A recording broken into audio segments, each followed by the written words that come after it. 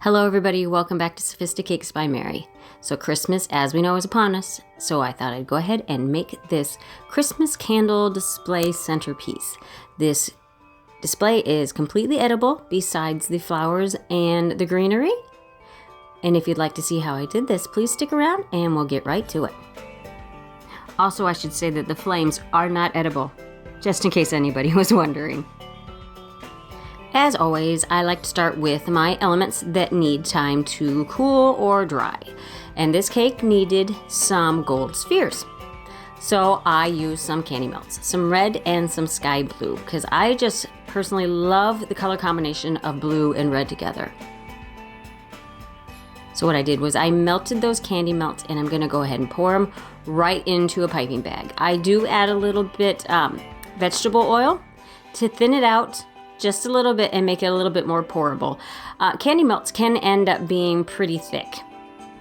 My hint for melting these is to do them in 30-second to a minute intervals at 50% power, so that you do not overheat the candy. Otherwise, it will be almost unusable. And if that does happen, sometimes you can bring it back to life by adding some vegetable oil anyway. So I figured I might as well go ahead and just add that so that I don't have that problem. So I pipe some into the middle, and then I swirl them around to get all the sides coated, pour out the excess, and just kind of clean up the tops a little bit. Now this mold is a chocolate truffle mold. I like this because it's kind of a medium-sized ball, and it gives you almost a complete sphere, and it's just a little bit easier to use, I find. And I just filled them up so that they were solid. Now once those blue ones had a chance to cool, I went ahead and put some red in the larger sphere mold also, because I wanted to have some red in that. And just do the same thing. And just go ahead and put those in the refrigerator or the freezer to firm up, or you can even leave them at room temperature if you prefer. Just takes a little longer. So these are all my cakes that I had cut the tops off and I brushed with some simple syrup. And I wanted to layer these with dark chocolate ganache and some peppermint pieces.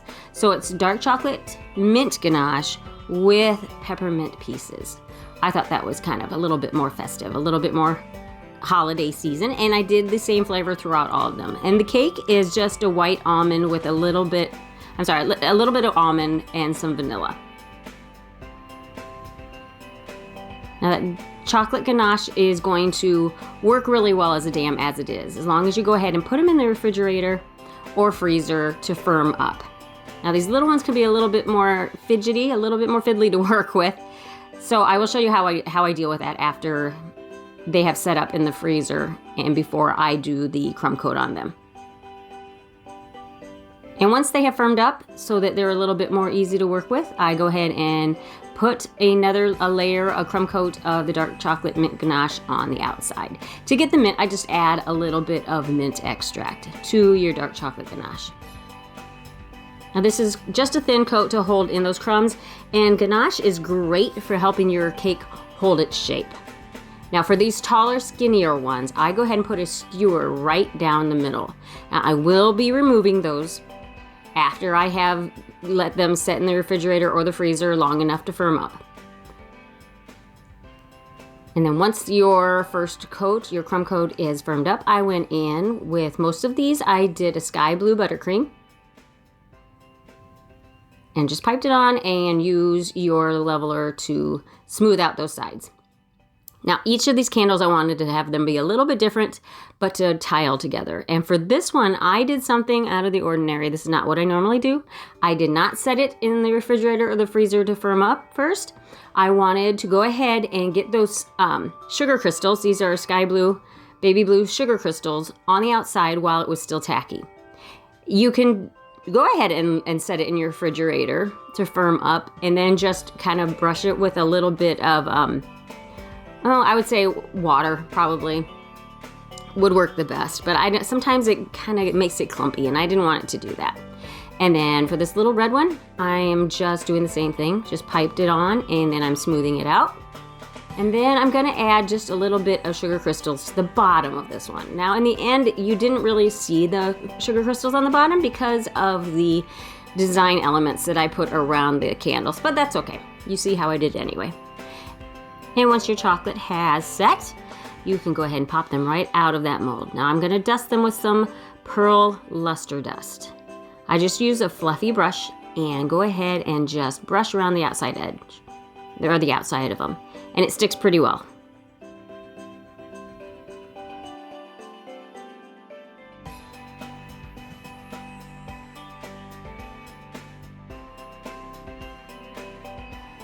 I'm going to do a different technique on how to get the sugar crystals to stick on the next couple candles. Now what I'm using is just some sanding sugar, and I put it on some parchment paper, and I just kind of ombre them together a little bit. And once you have that skewer in your cake like that, you can use it to hold on to once your cake has been set up nice and firm in your freezer for about 20 minutes to 30 minutes. And you can just roll it right in those sugar crystals. If you need to let it sit at room temperature for maybe 5 minutes to get a little condensation on it, even better. But my freezer was not real cold because it's in my garage. And in the winter months, our garage refrigerator, the freezer turns into a fridge, and the fridge kind of turns into a freezer. It kind of goes in reverse in the cold months. So it freezes, but not as firm as before. So it already was a little sticky. But yeah, just leave it at room temperature if you need to do that. And now that these larger half spheres are set, I just went ahead and put that plate in the microwave for about a minute and use that to heat up the edge of your spheres and stick them together. Now, to get the candle wicks in the candles, all I did was I used those little tea lights, and I pushed it upside down on top of the cake in the middle to mark a line on what I needed to cut out. And since these have, see right there, you can see that I took the skewer out first. That's when you take these out. Since these candles have a liner on them, I feel that they are pretty food safe. So I just didn't bother to do anything else. If you want to, maybe you can pour some chocolate in there if you want to have a little barrier between the candle and the cake. You can do that too. And do that to all your cakes, and then just go ahead and put them back in the freezer so that you can move them around a little bit better on your display plate. I use this long, what shape is this? Oval shaped plate. You could use a round one if you wanted to. I just wanted to use this because I thought it was a little different. And just go ahead and locate those where you feel like they look the best. And then I melted some white chocolate and some cream. I made a ganache, and this actually ended up being, I should have done more chocolate to the heavy cream. Once it was melted, it did not want to firm up as much as I wanted it to, so my drips that were meant to make it look like a melting candle kind of blended in a little too much. So you'll see I go back and I fix that. I wanted them to look like they were really used. A lot of drips on them. It kind of melted all over the sides, and I just went in and I fixed that in a second here. But I'm doing the same gold or pearl luster dust on the larger spheres as well. And then I'm just using some twigs that I bought at a craft store that have some pine cones on them, and just go ahead and arrange it the way that you feel looks pretty. And I used some silk, what do you call these? Poinsettias. I wanted to use some poinsettias on this display as well, and I found these on clearance, so I thought that would be easier than trying to make them. Less time consuming too. Now yes, the lighting on this is not good because I went back in when it was dark to fix those drips that I was not happy with, and I just left. This is just candy melts. This time I just used straight candy melts with a little bit of oil. I wanted them to look real clunky, not real smooth and neat like on your typical drip cakes. That was not the look I was going for this time. So I just went ahead and poured it over those edges. I wanted to even build up the top edge a little bit to make it look like it had burned down some. Now I'm just going ahead and putting those back on, because what happened was there's some dripping that happened on the decorations as well. So I had to kind of clean things up a little bit and redo it. But as you know, you live and learn, you fix it as you go.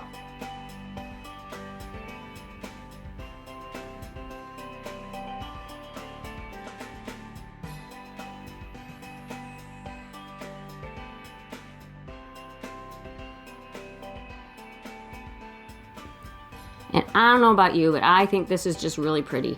I think this is a nice little display for your Christmas dinner table, if you have time. I know we're kind of reaching the end here. It's coming soon. So I hope you'd enjoyed this, and let me know if you have any questions. So thank you guys so much for taking the time to watch my video. And if you'd like to watch some other videos, go ahead and click on the link to one of these other videos shown here. And if you would like to check out my other social media, I am on Facebook and Instagram under the same name, Sophisticakes by Mary. And please take the time to share, like, subscribe, and hit the notification bell so that you know when I upload another video. Thank you so much, and we'll catch you on the next tutorial.